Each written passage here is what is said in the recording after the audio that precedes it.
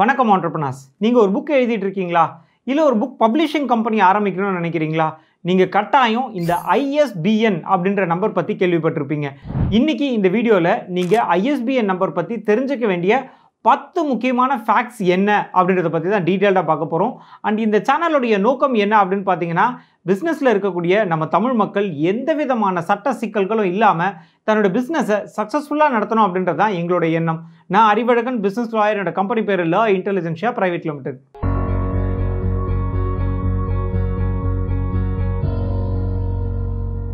இந்த ISBN பற்றி 10 முக்கியமான ஃபேக்ட்ஸ் நம்ம பார்க்க போகிறோம் அப்படின்னு சொல்லியிருந்தோம் இல்லைங்களா? அதை பார்க்கறதுக்கு முன்னாடி ஒரு முக்கியமான அனௌன்ஸ்மெண்ட்டுங்க. உங்களுக்கு புத்தகம் படிக்கணும்னு ஆர்வமாக இருக்குது, ஆனால் என்ன புத்தகம் படிக்கணும் அப்படின்றது தெரியல. அதே மாதிரி புத்தகம் படிக்கிறேன், ஆனால் அது நான் கரெக்டாக புரிஞ்சுக்கிறேன்னா அப்படின்ற ஃபேக்ட் செக் பண்ண முடியல.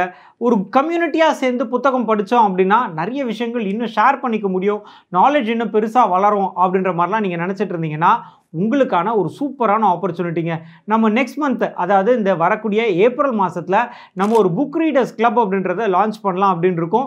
ஸோ அந்த புக் ரீடர்ஸ் கிளப்பில் நீங்களுமே ஃபவுண்டிங் மெம்பர் ஆகணும் அப்படின்னா அதுக்கான லிங்க் அப்படின்றது டிஸ்கிரிப்ஷனில் இருக்குங்க. மறக்காமல் லிங்க்கை கிளிக் பண்ணி உங்களோட டீட்டெயில்ஸ் எல்லாத்தையும் என்டர் பண்ணால் எங்களோட டீம் உங்களை காண்டாக்ட் பண்ணுவாங்க. நெக்ஸ்ட் மந்த் புக் ரீடர்ஸ் கிளப்பில் மீட் பண்ணுவோங்க. ஃபேக்ட் நம்பர் 1, ISBN உடைய விரிவாக்கம். ISBN அப்படின்றது இன்டர்நேஷ்னல் ஸ்டாண்டர்ட் புக் நம்பருங்க. இதை தான் சுருக்கமாக ISBN அப்படின்னு சொல்கிறோம்.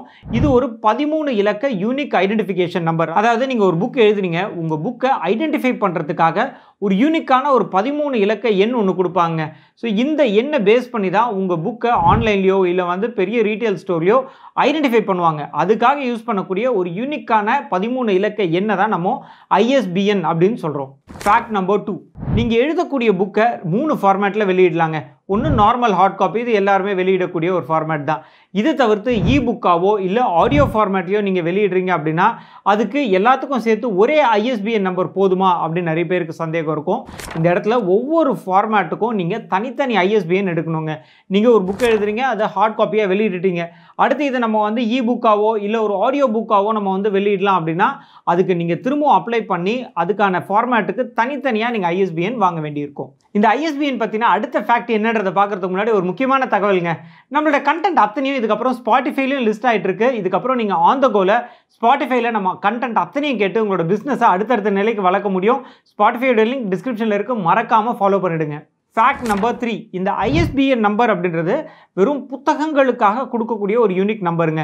இதுவே நீங்கள் ஒரு மேகசின் பப்ளிஷ் பண்ணுறீங்க அப்படின்னா அதுக்கு ISSN அப்படின்னு ஒரு நம்பர் வாங்கணும், அதாவது இன்டர்நேஷனல் ஸ்டாண்டர்ட் சீரியல் நம்பர் அப்படின்னு. அண்ட் நீங்கள் நியூஸ் பேப்பர் வெளியிடுறீங்க அப்படின்னா அந்த நியூஸ் பேப்பருக்கு வாங்க வேண்டிய ஒரு யூனிக் நம்பர் அப்படின்றது RNI, அதாவது register of newspaper for India அப்படின்ற அத்தாரிட்டி இஷ்யூ பண்ணுவாங்க. ஸோ இந்த ISBN அப்படின்றது வெறும் புத்தகங்களுக்கான யூனிக் நம்பர். ஃபேக்ட் நம்பர் 4, இந்த ISBN அப்படின்றது என்ன, கவர்மெண்ட் லைசன்ஸா? இந்த லைசன்ஸ் இருந்தால் தான் நம்மளால் புத்தகங்களை பப்ளிஷ் பண்ண முடியுமா அப்படின்னு கேட்டிங்கன்னா அந்த மாதிரிலாம் கிடையாது. தாராளமாக இந்த ISBN இல்லாமலே நீங்கள் புக்கை பப்ளிஷ் பண்ணலாம், ரிலீஸ் பண்ணலாம். ஆனால் இந்த ISBN அப்படின்றது எப்போ கட்டாயம் அப்படின்னு பார்த்தீங்கன்னா நீங்கள் ஆன்லைனில், அதாவது அமேசான், ஃப்ளிப்கார்ட் இந்த மாதிரியான போர்ட்டல்ஸில் ஆன்லைனில் நீங்கள் புக்கை டிஸ்ட்ரிபியூட் பண்ணணும். இல்லை பெரிய பெரிய புக் ஸ்டோர்ஸ், அதாவது இந்த இகின் பாதம்ஸ் மாதிரிலாம் இருக்குது இல்லைங்களா, அந்த மாதிரி பெரிய புக் ஸ்டோரில் உங்களோட புக்கை லிஸ்ட் பண்ணணும் அப்படின்னா கட்டாயம் இந்த ISBN கேட்பாங்க. ஸோ இந்த புக்கை ரிலீஸ் பண்ணுறதுக்கு ISBNன்றது கட்டாயம் கிடையாது. ஆனால் ஆன்லைன்லையோ இல்லை பெரிய ரீட்டைல் ஸ்டோர்லையோ உங்களோட புத்தகங்களை விற்கணும் அப்படின்னா கட்டாயம் அங்கே ISBN நம்பர் கேட்பாங்க. ஃபேக்ட் நம்பர் 5, இந்த ISBN அப்படின்ற நம்பர் இஷ்யூ பண்ணுறது இன்டர்நேஷ்னல் லெவலில் இருக்கக்கூடிய ஒரு ஏஜென்சிங்க. இவங்க லண்டன்ல இருந்து செயல்பட்டு இருக்காங்க. இந்த ஏஜென்சி தான் இந்த ISBN அப்படின்ற சீரீஸை கிரியேட் பண்ணாங்க. இவங்க ஒவ்வொரு நாட்டிலையும் இருக்கக்கூடிய ஒவ்வொரு லோக்கல் ஏஜென்சிஸ்க்கு அனுமதி கொடுத்து அந்த லோக்கல் ஏஜென்சி அந்த நாட்டில் இருந்து பப்ளிஷ் ஆகக்கூடிய புக்ஸ்க்கு இந்த ISBN அப்படின்ற நம்பரை இஷ்யூ பண்ணுவாங்க. அதே மாதிரி இந்தியாவில் இதை இஷ்யூ பண்ணுறது யார் அப்படின்னு கேட்டிங்கன்னா ராஜாராம் மோகன் ராய் நேஷனல் ஏஜென்சி அப்படின்ற ஒரு அரசு நிறுவனம். ஸோ இந்த அரசாங்க நிறுவனம் ஏஜென்சி எடுத்து தான் ISBN நம்பரை இந்தியாவில் லீகலாக இஷ்யூ பண்ணிட்டு இருக்காங்க. ஃபேக்ட் நம்பர் 6, இந்த ISBN நம்பர் அப்படின்றது எதுக்காக பயன்படுத்துகிறாங்க அப்படின்னு பார்த்தீங்கன்னா பெரிய பெரிய கடைகள்லாம் இருக்குது இல்லைங்களா, அங்கெல்லாம் நீங்கள் புக்கை போய் ஒரு ஐடென்டிஃபை பண்ணணும். அதாவது இந்த ஆத்தரோட புக்கு உங்ககிட்ட இருக்கா, இல்லை இந்த பப்ளிஷர் என்னெல்லாம் புக்கு பப்ளிஷ் பண்ணியிருக்காங்க அப்படின்னு ஒரு கஸ்டமர் கேட்கும்பொழுது இந்த ISBN நம்பர் மூலிமா தான் ஈஸியாக அந்த புத்தகம் எங்கே அவைலபிளாக இருக்குது, எந்த ஷெல்ஃபில் இருக்குது அப்படின்றதெல்லாம் ரொம்ப ஈஸியாக லொக்கேட் பண்ணுறதுக்காக இந்த ISBN நம்பரை பெருநிறுவனங்கள் பயன்படுத்துகிறாங்க. ஃபேக்ட் நம்பர் 7, இந்த ISBN அப்படின்றதுல 13 இலக்க எண்கள் இருக்கு இல்லைங்களா, இந்த 13 இலக்கங்கள் எதை குறிக்குது அப்படின்னு பார்த்துடலாமா? இதில் இருக்கக்கூடிய முதல் 3 இலக்கங்கள் அப்படின்றது ஒரு ஃபிக்ஸட் நம்பருங்க. இது எதில் ஆரம்பிக்கும் அப்படின்னு பார்த்தீங்கன்னா 978 இல்லை 979ல் ஆரம்பிக்கும். ஸோ இந்த நம்பரில் ஆரம்பிக்கக்கூடிய எந்த ஒரு 13 இலக்க நம்பராக இருந்தாலுமே அது வந்து ISBN அப்படின்றத நம்ம புரிஞ்சுக்கலாம். அடுத்து இருக்கக்கூடிய 2 எண்கள் அப்படின்றது கண்ட்ரி ஆஃப் ஆரிஜின், அதாவது எந்த நாட்டிலேருந்து இந்த புத்தகம் பப்ளிஷ் ஆகிருக்கு அப்படின்றத குறிக்கக்கூடிய நம்பர்ஸ் தான் அடுத்து இருக்கக்கூடிய 2 நம்பர்கள். அடுத்து இருக்கக்கூடிய 5 எண்கள் எதை குறிக்குது அப்படின்னா பப்ளிஷருடைய டீட்டெயில்ஸ் குறிக்குதுங்க. யார் அந்த பப்ளிஷர், எந்த நாட்டிலேருந்து வந்திருக்காரு, ஸோ இந்த மாதிரியான பப்ளிஷரை பற்றின டீட்டெயில்ஸை குறிக்கக்கூடியது தான் அடுத்து இருக்கக்கூடிய 5 எண்கள். அடுத்த 2 எண்கள் அப்படின்றது புக்குடைய டைட்டில், புக்குடைய ஃபார்மேட், இதெல்லாம் குறிக்கக்கூடிய எண்கள் தாங்க அடுத்து இருக்கக்கூடிய 2 எண்கள். அடுத்து இருக்கக்கூடிய கடைசி நம்பர் அப்படின்றது ஒரு செக் டிஜிட்ங்க. அதாவது இந்த சாஃப்ட்வேரில் இந்த நம்பரை பயன்படுத்தி தான் புக்கை ஐடென்டிஃபை பண்ணுறதுக்கு ரேண்டமாக அவங்க அலோகேட் பண்ணக்கூடிய கடைசி எண் தான் இந்த செக் நம்பர் அப்படின்றது. Fact number 8. ஒரு புத்தகத்துக்கு வெறும் ISBN நம்பர் மட்டும் இருந்தால் போருமா? அந்த ISBN நம்பர் இருந்தாலே வேறு யாரும் அந்த புத்தகத்தை காப்பி பண்ண மாட்டாங்களா? அதில் இருக்கக்கூடிய கண்டென்ட் எல்லாம் ப்ரொடெக்ட் ஆகுமா அப்படின்னு கேட்டிங்கன்னா கிடையாதுங்க. இந்த ISBN நம்பர் அப்படின்றது வெறும் புத்தகத்தை ஐடென்டிஃபை பண்ணுறதுக்கு பயன்படுத்தக்கூடிய ஒரு நம்பர் தான். கிட்டத்தட்ட ஒரு பார்கோட் மாதிரின்னு வச்சுக்கோங்களேன். அதுவே அதில் இருக்கக்கூடிய கண்டென்ட்டை நீங்கள் வேறு யாரும் காப்பி பண்ணாமல் ப்ரொடெக்ட் பண்ணணும் அப்படின்னு நினச்சிங்கன்னா அதுக்கு நீங்கள் காப்பி ரைட்ஸ் வாங்கலாம். அதே மாதிரி உங்களோட புக்கோட டைட்டில் இருக்குது இல்லைங்களா, அதை வேறு யாரும் மிஸ்யூஸ் பண்ணக்கூடாது, அதை வேறு யாரும் காப்பி பண்ணாமல் இருக்கணும் அப்படின்னு நினச்சிங்கன்னா அதுக்கு நீங்கள் வாங்க வேண்டியது ட்ரேட்மார்க் ரெஜிஸ்ட்ரேஷன். அண்ட் உங்கள் புத்தகத்துக்கு ட்ரேட்மார்க்கோ இல்லை காப்பிரைட்டோ இல்லை ISBN நம்பருமே வாங்கணும் அப்படின்னா மேலே இருக்கக்கூடிய நம்பருக்கு நீங்கள் காண்டாக்ட் பண்ணலாம். எங்களோட டீம் உங்களுக்கு உதவி பண்ணுவாங்க.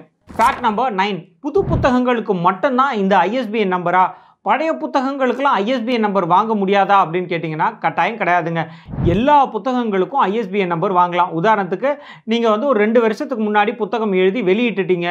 அடுத்து கொஞ்ச நாள் கழித்து ஆன்லைன்லலாம் பப்ளிஷ் பண்ணணும் அப்படின்னு நினச்சி இப்போ வந்து ஆன்லைனில் பப்ளிஷ் பண்ணும்போது ISBN நம்பர் கொடுங்க அப்படின்னு கேட்குறாங்க. இந்த சமயத்துலையுமே நீங்கள் உங்களோட அடுத்த எடிஷனுக்கு ISBN நம்பர் அப்படின்றத தாராளமாக வாங்கிடலாங்க. Fact number 10. இந்த ISBN நம்பர் அப்படின்றத நம்ம வேறு யாருக்கும் ட்ரான்ஸ்ஃபர்லாம் பண்ண முடியாதுங்க.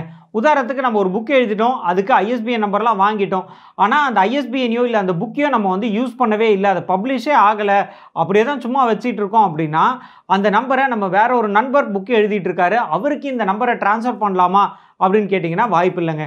ஏன்னா உங்களோட புக்கை பற்றின அத்தனை தகவல்களையும் நீங்கள் கொடுத்து தான் இந்த ISBN நம்பர் வாங்கியிருப்பீங்க.